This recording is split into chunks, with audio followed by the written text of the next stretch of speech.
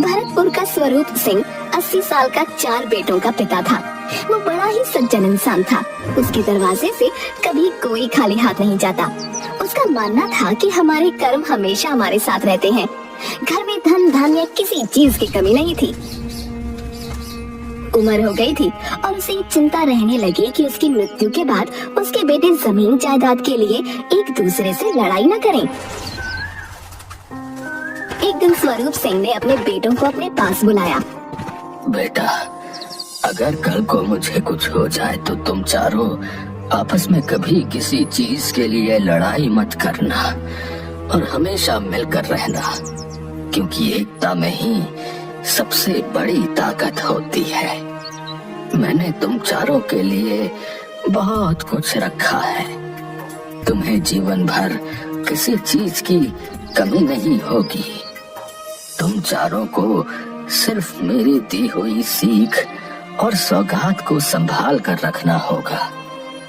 मुझे पूरा यकीन है कि तुम चारों यदि साथ मिलकर कुछ करोगे तो हमेशा सफल रहोगे। पिताजी, ये आप कैसी बात कर रहे हैं? हमें आपका हाथ हमेशा अपने सर पर चाहिए। हम तो आपके बिना कुछ भी सोच नहीं सकते। बेटा, ये नियति है और इसके आगे किसी का वश नहीं होता। मैंने अपनी चारपाई के चारों पैरों के नीचे तुम चारों के लिए एक एक हिस्सा रख दिया है। मेरे मरने के बाद तुम सब अपना अपना हिस्सा ले लेना। स्वरूप सिंह ने अपनी चारपाई के चारों पैरों के नीचे 4 मटके रखवा दिए और कुछ दिनों बाद फिर से अपने चारों बेटों को अपने पास बुलाया। बेटा, मुझे लगता है कि अब मेरा समय बहुत निकट आ गया है और मैं नहीं चाहता कि मेरे मरने के बाद तुम सब आपस में किसी भी तरह का कोई लड़ाई झगड़ा करो। मैं चाहता हूँ कि मेरी आंखों के सामने तुम चारों अपनी अपनी पसंद से अपने लिए मेरी चारपाई का एक पैर चुन लो और मेरे मरने के बाद अपने पसंद के पैर के नीचे रखे हुए अपने हिस्से को ले लेना। पिताजी, आप ये कैसी बातें करने लगे? हमें किसी चीज की आवश्यकता नहीं है। हमें सिर्फ आपका साथ चाहिए। हाँ पिताजी, भैया बिल्कुल ठीक कह रहे हैं। देखो बेटा, मैंने बहुत से घरों में भाई भाई को लड़ते और एक दूसरे को मारते देखा है। इसलिए मैं नहीं चाहता कि तुम्हारा आपसी प्रेम कल को रुपयों पैसों के लिए खत्म हो जाए। अच्छा होगा कि तुम मेरे जीते जी अपने अपने पसंद का पैर चुन लो, ताकि मैं सुकून से अपनी जीवन यात्रा संपन्न करूं।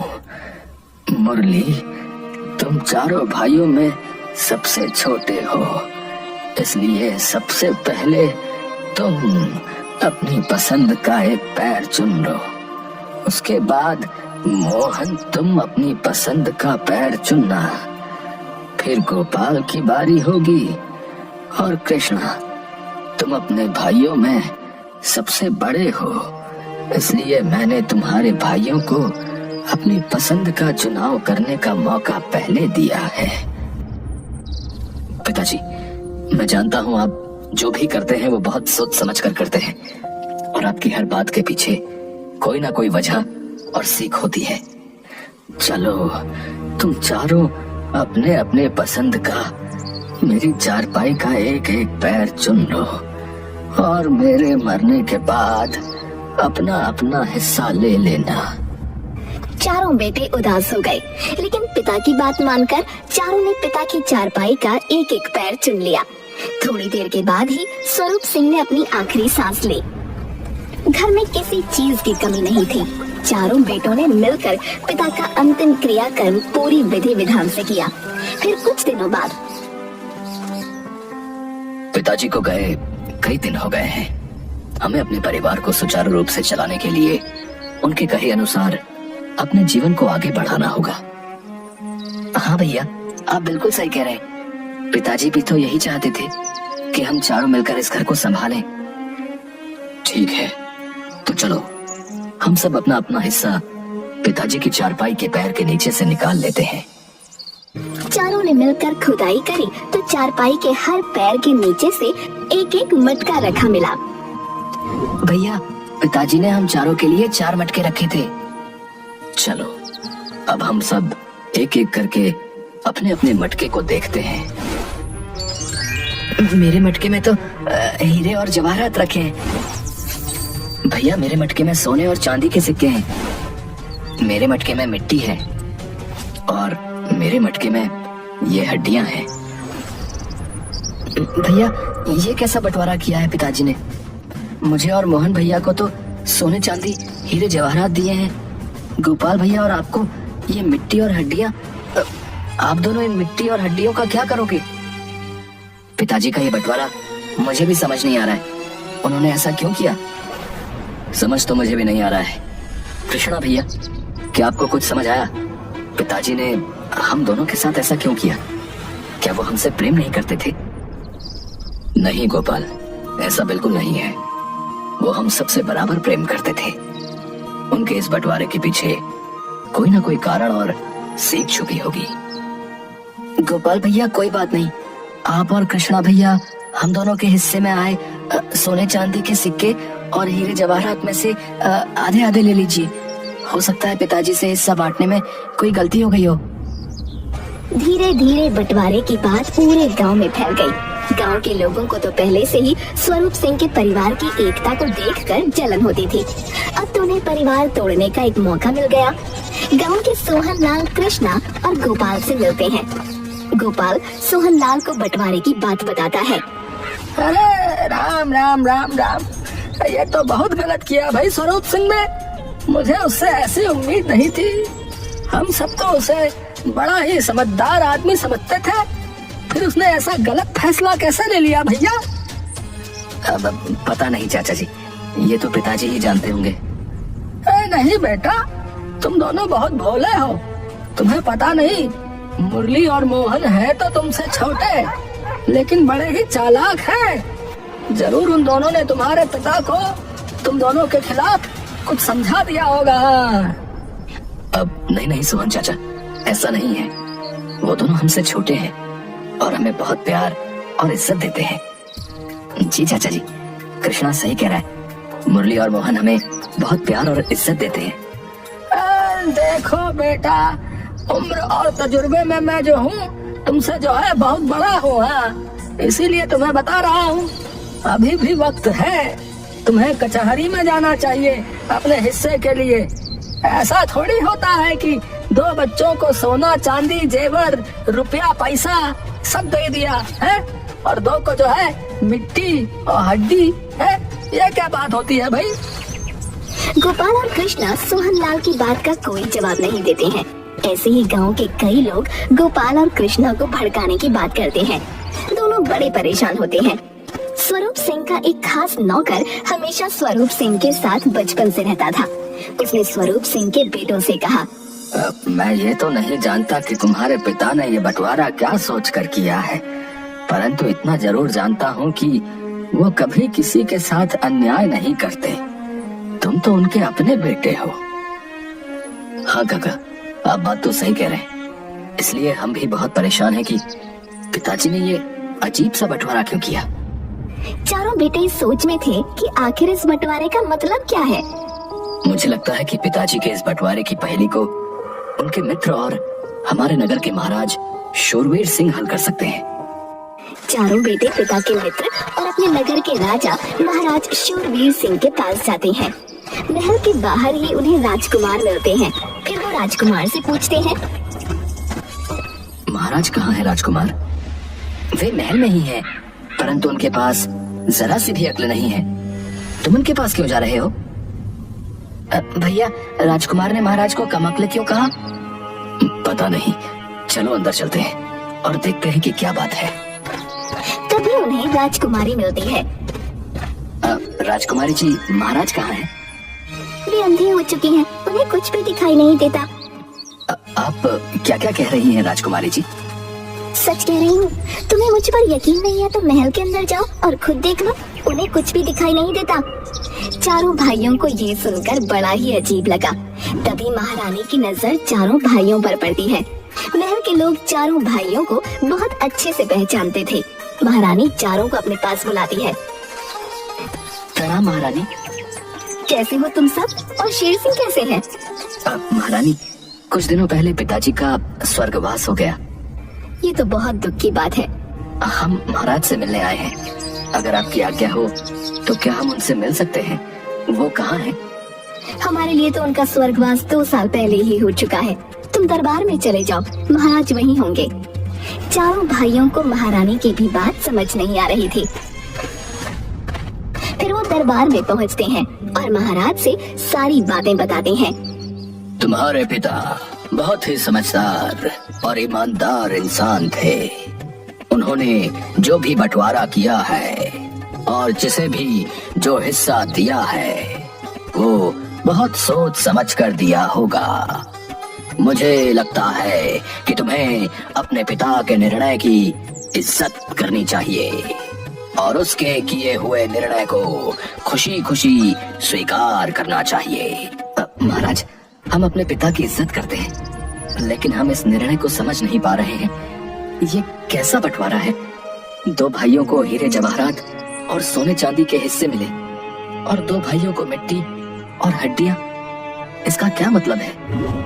इसका मतलब बहुत सीधा है। तुम्हारे पिता ने 2 भाइयों को हीरे जवाहरात और सोने चांदी दिए और 2 भाइयों को मिट्टी और हड्डियां दी। ये कैसा बंटवारा है महाराज? जिनके हिस्से में मिट्टी से भरा हुआ मटका आया है उसे सारे खेत मिले हैं और जिनके हिस्से में हड्डियां आई हैं उसे गौशाला, अस्तबल ये सब मिला है। महाराज, आपने हमें ये तो बता दिया कि इस बंटवारे का मतलब क्या है, लेकिन हमें अभी भी ये नहीं समझ आ रहा है कि पिताजी ने ऐसा क्यों किया। बेटा, तुम्हारे पिता ने इस बारे में मुझसे चर्चा की थी और उन्होंने मुझे ये कहा था कि मैं इस पहेली का हल तुम्हें तभी बताऊंगा जब तुम चारों एक साथ मेरे पास आओगे। मतलब अगर हम में से कोई एक नहीं आता तो आप हमें इस पहेली का मतलब नहीं बताते? बिल्कुल नहीं बताता, क्योंकि तुम्हारे पिता यही देखना चाहते थे कि कल को यदि तुम में से किसी एक के पास धन की कमी हो जाए तो तुम सब एक दूसरे का साथ देते हो या साथ छोड़ देते हो। परंतु तुमने उनकी दी हुई शिक्षा को अपने साथ रखा और 2 भाइयों के हिस्से में मिट्टी और हड्डी आने के बाद भी तुम उनके साथ खड़े रहे। यही तुम्हारे पिता के जीवन भर की पूंजी है जो असली मायने में उन्होंने तुम सबको दी है। महाराज की बात सुनकर चारों खुश हो जाते हैं और उनसे विदा लेकर वहाँ से जाने लगते हैं। तभी कृष्ण महाराज से कहता है, महाराज, अगर हमारे प्राणों की माफी मिले तो हम आपसे कुछ और भी पूछना चाहते हैं। बोलो, क्या पूछना चाहते हो? महाराज, यहाँ आने से पहले हमें राजकुमार मिले और उन्होंने कहा कि आपके पास अक्ल नहीं है। फिर हमें राजकुमारी मिली और राजकुमारी ने हमसे कहा कि आप आंखों से अंधे हो चुके हैं, आपको कुछ दिखाई नहीं दे रहा है। और अंत में हमें महारानी मिली और उन्होंने तो इतना कहकर वो चुप हो गया। हाँ, मैं समझ गया। महारानी को लगता है कि मैं हर समय सिर्फ अपने राज्य और प्रजा के बारे में ही सोचता हूँ, इसलिए मैं उनके साथ समय व्यतीत नहीं करता, जिसके कारण वो मुझे मरा हुआ समझती हैं। राजकुमार अब 17 वर्ष के हो चुके हैं और मैं चाहता हूँ कि वो अपनी शिक्षा पूरी करके मेरी दी हुई परीक्षाओं को पास करे और उसके बाद मैं ये राज्य उसको सौंप दूं। परंतु उन्हें लगता है कि वो मेरे इकलौते पुत्र हैं। उन्हें किसी भी शिक्षा या परीक्षा की कोई जरूरत नहीं है। मुझे ऐसे ही उनका राज्याभिषेक कर देना चाहिए। इसलिए वो मुझे कम अक्ल समझते हैं। और रही राजकुमारी की बात, तो मैं राजकुमारी के लिए एक सुयोग्य वर देख रहा हूँ। परंतु राजकुमारी अपने पसंद के वर से विवाह करना चाहती हैं और उन्हें लगता है कि मुझे उनकी खुशियां नहीं दिखती, इसलिए वो मुझे अंधा समझती है। महाराज, हम आपकी और अपने पिता दोनों की बात को पूरी तरह समझ गए। हमारे पिता ने क्यों कहा था कि एकता में बल होता है, और उन्होंने ऐसा बंटवारा क्यों किया था? क्योंकि वो चाहते थे कि हम भाइयों को यह पता हो कि हम एक दूसरे के लिए क्या सोचते हैं। उनके किए हुए बंटवारे से हम सब परेशान थे, परंतु हमारे दो भाइयों ने पिता के किए हुए बंटवारे के बावजूद भी हमें अपने हिस्से की धन दौलत में से देने की बात कही। इसका मतलब यह है कि हमारे बीच में पैसे की वजह से कभी मनमुटाव नहीं होगा। काश मेरे पुत्र और पुत्री भी तुम्हारी तरह अपने पिता के फैसले को समझ सकते। चारों भाई अपने पिता के किए हुए बंटवारे से बहुत खुश थे। पिता के बंटवारा करने के बावजूद भी वो चारों साथ मिलकर रहते थे और एक दूसरे का ध्यान रखते थे।